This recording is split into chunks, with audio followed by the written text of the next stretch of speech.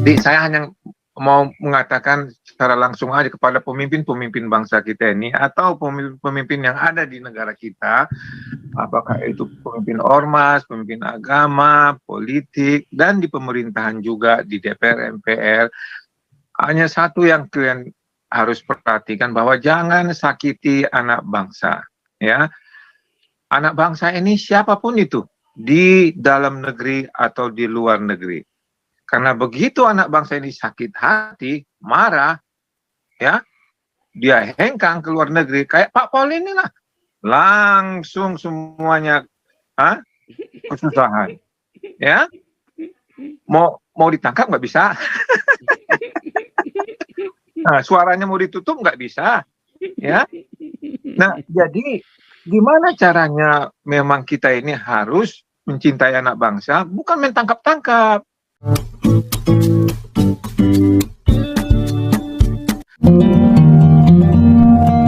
Lanjut dulu nih Pak Matias Tambah nih. Amerika, dicariin lo sama adek lo tuh. Kasian. Ini Pak Matias Tambah yang harus tanggung jawab nih, dia ngajak-ngajak kemari loh. Sekarang dikait-kaitan sama kita loh itu Pak Ferdinand itu, kasihan. Ini yang ngajak dia ini nih yang ngajak nih. Terus udah begitu diomongin lagi di sini Pak Paul, ya. Ampun. Aduh, gimana ya? Aduh, ya gimana Pak? Ya gimana? Kasihan Pak. Aduh, tanggung jawab lu Pak. Ampun Pak. Kemarin saya mau ngobrol, tapi karena waktu saya terbatas sekali, saya harus pergi lagi. Iya, hilang sign out kemarin. Udah saya suruh bisa panggil sign out ternyata. Ya Pak, sorry. Makasih untuk saran ini Pak ya. Jadi kalau saya mulailah dari Pak, secara umum lah, hal-hal yang mengenai anak bangsa ini ya. Jadi saya hanya mau mengatakan secara langsung aja kepada pemimpin-pemimpin bangsa kita ini atau pemimpin yang ada di negara kita, apakah itu pemimpin ormas, pemimpin agama, politik, dan di pemerintahan juga di DPR, MPR, hanya satu yang kalian harus perhatikan bahwa jangan sakiti anak bangsa, ya. Anak bangsa ini siapapun itu, di dalam negeri atau di luar negeri. Karena begitu anak bangsa ini sakit hati, marah, ya, dia hengkang ke luar negeri, kayak Pak Paul inilah, langsung semuanya kesusahan, ya, mau ditangkap nggak bisa, nah, suaranya mau ditutup nggak bisa, ya. Nah, jadi gimana caranya memang kita ini harus mencintai anak bangsa, bukan main tangkap-tangkap. Di luar negeri gawat kita. Pusing loh. Ini makanya ini harusnya kita gedein channelnya Victor Beta Maluku, kita gedein nih ya, supaya kayak kita juga bikin satu channel lagi macam kita yang edan begini. Ngeri loh, serem loh, Jokowi pusing loh. Nanti berderet-deret ini Nabi 26, 27 sampai Nabi 150. Iya. Berderet-deret apa berdarah-darah Pak? Berderet-deret dan berdarah-darah. Enggak, tapi memang kita perlu gedein channel satu lagi macam gini yang berani teriak begini edannya lo ya. Harus ada satu lagi minimum ya. Kalau punya 5 bagus ya. Minimum satu lagi kita bikinnya di Amerika ya. Iya. Jadi pemimpin-pemimpin yang di negara kita ini harus sadar bahwa banyak negara-negara yang menampung orang-orang kayak Ferdinand ini bersuara kayak Pak Paul nantinya. Ya. Kalau disakiti, kan itu ceritanya, ya. Apakah itu menguntungkan? Yang enggak, merugikan bangsa kan. Jadi stoplah nangkap-nangkap itu, stop. Jangan sampai nanti kejadian kayak di Suriah, semuanya jadi berantakan, di Irak, di Libya, anak bangsa sendiri yang membunuh si Muammar Gaddafi. Coba. Iya. Ya. Iya kan, ya? Dicincang kan? Dicincang dia. Memang di misil dulu, setelah mobilnya. Tapi masih hidup itu Pak, waktu dicincang itu masih hidup loh Pak. Si Gaddafi itu Pak.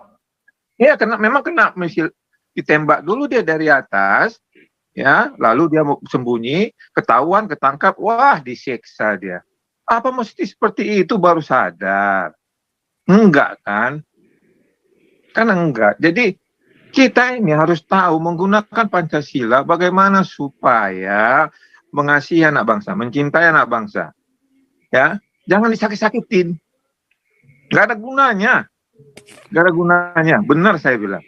Nah, jadi kalau seperti Bang Ferdinand ini ya, suatu saat nanti dia kan marah ini dalam hatinya kalau sudah seperti ini. Ya, memang dia dulu dari Pak SBY, lalu mengundurkan diri. Nah, namanya untuk mencari dia berkarir di politik, ya kan Ahok juga kan begitu, dari Gerindra masuk ke PDI, masuk ke mana, biasa kan. Yang penting kan sebenarnya apa yang dia bawa. Kalau Pak Robert tadi mengatakan dia membawa khilafah, enggak lah. Saya yakin enggak itu. Enggak suka dia khilafah, karena dia juga enggak suka dengan MUI, dengan fatwa-fatwa yang seperti itu, ya. Nah, jadi dan juga dengan Pak JK dia juga enggak dekat kok. Karena dari omongannya, kenapa dia keluar dari Partai Demokrat, karena memang idealismenya sudah tidak ada di situ lagi. Nah, ya wajar lah waktu jadi Partai Demokrat, dia mengatakan yang negatif mengenai lawan politiknya seperti Pak Jokowi, itu wajar lah. Masa dia di Partai Demokrat muji-muji Pak Jokowi, ya dipecat dia nanti. Sekarang kan kemarin dia mengundurkan diri. Ya, jadi kok Pak Warta Kebenaran misalnya masuk di Partai Demokrat, lalu Pak Warta Kebenaran muji-muji Pak Jokowi, ya apa ini, kan nggak masuk akal ya. Nah, jadi tapi secara umum itulah tadi yang saya katakan, jangan menyakiti anak bangsa. Nah, lalu ada satu lagi poin yang dikatakan Pak Robert tadi, gimana kita supaya bersatu? Ya, yang udah minoritas, terpecah-pecah, sulit juga menurut saya. Katakanlah, misalnya kita di Zoom ini dengan Pak SI, gimana kita bersatu dengan Pak SI? Gimana kita bersatu dengan Pak JT? Gimana kita bersatu dengan Pak Gilbert? Hah? Susah. Apalagi dengan Pak Komarudin. Hah? Susah kan? Nggak benar ini. Maksud saya begini, nggak mungkin kita bersatu 100%. Tetapi kalau kita bisa merebut 51% saja suara dari orang-orang jelata, itu sudah hebat. Sudah hebat. Nggak mungkin kita merangkul JT, SI, ya, Pak Komarudin, Pak Gilbert, nggak mungkin lah. Karena mereka sudah ada di bendera mereka masing-masing. Demikian dulu Pak Paul, terima kasih. Jadi sarannya bagaimana sekarang ini? Nah, caranya Pak, bagus sekali pertanyaannya. Jadi orang-orang Kristen yang selama ini anti berpolitik, jangan lagi anti.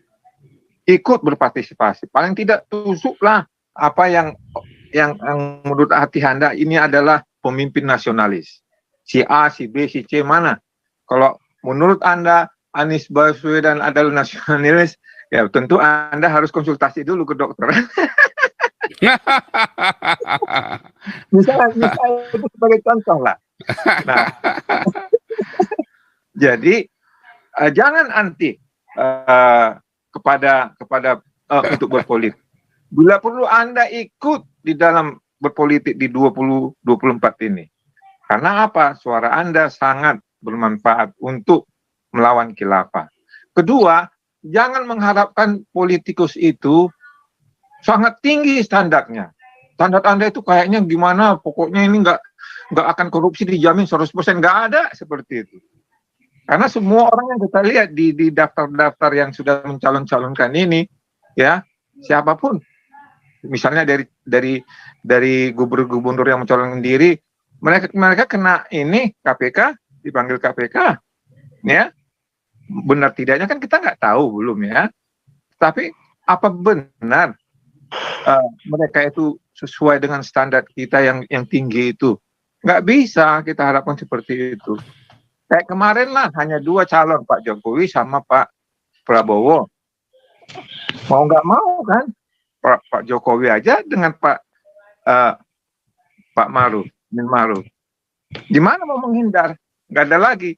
Mau Pak Prabowo yang dulunya dekat-dekat dengan FPI, ya kan? Susah untuk memilihnya. Jadi ya terpaksa kita menurunkan standar kita untuk dapat pemimpin yang nasionalis, paling tidak anti khilafah, tidak membawa khilafah ke Indonesia seperti Pak JK. Terima kasih Pak Paul. Luar biasa ya, benar ya. Jadi kita jangan anti politik ya, pendeta jangan berpolitik praktis kayak Gilbert itu kebablasan, Gilbert, Yakub Nahuai, Tiberias itu kebablasan, ya Gomar ini kebablasan. Tetapi juga bukan berarti Anda terus nutup diri kayak kodok di dalam tempurung, ya kan? Buka diri dan jangan pernah golput, ya. Karena kalau Anda di Indonesia Anda golput, suara Anda kan diambil sama si ini tadi kan, khilafah ini. Dan itu kan yang terjadi kan dengan Syria, dengan kan mereka plonga-plongo kan. Iya. Golput nggak urusan, suara Anda itu dicuri sama orang-orang kurang ajar ini. Nah, jadi paling benar Anda ikut masukkan yang paling nasionalis yang tidak bau-bau khilafah. Ya. Dan juga berhenti untuk mengatakan udah kita berdoa saja. Nah, itu nggak bisa itu. Doa itu harus kita ada tindakan juga. Iya, karena masih banyak sampai sekarang ini kita berdoa saja, lipat tangan, erat-erat. Walah. Soalnya konsepnya Ya, di dalam Alkitab itu bukan berdoa saja itu ajarannya Gilbert itu. Ya tapi Pak Matias jangan takut berdoa juga dong. Sama sekali nggak berdoa juga nggak bagus. Pak Matias ini punya utang sama Tuhan, Pak. Takut ketemu Tuhan beliau ini. Bukan takut berdoa, Pak ini Pak Beta. Kayak kemarin kalau nggak salah udah pernah saya jelaskan ya di boleh berdoa. Tapi udah sampai di situ aja lah Pak Beta. Takut kalau ketemu Tuhan nggak boleh pulang. Malah begitu Pak Matius berdoa, Tuhan denger loh Pak. Ciut Pak. Ada tanggung jawab satu lagi tuh. Oke, ini dulu nih baru Lisa silakan.